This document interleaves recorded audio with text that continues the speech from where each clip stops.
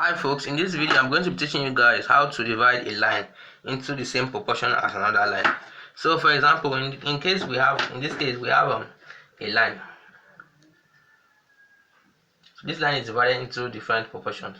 So divided into, let's say, 1, 2, 3, 4, 5, 6. We have the line divided into 6 proportions. So this is line AB. So in this video we are going to be dealing with how do you divide another line. Let's say another line AC in the same proportion. Assuming we have line AC. Let's see. So the first thing you need to know is that the rule is that these lines must be touching each other for them to be divided in the same proportion. All you need to do is you join the ends of the line together. Join the ends of the line together.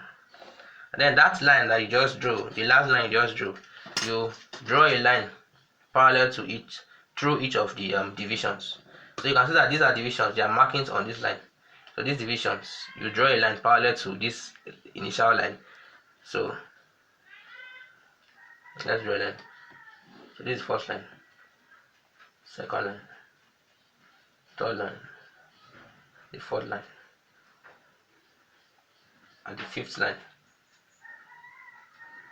So as you can see, we have these different lines, and at the end of the day you will notice that this line AC has been automatically divided into the same proportions as this initial line.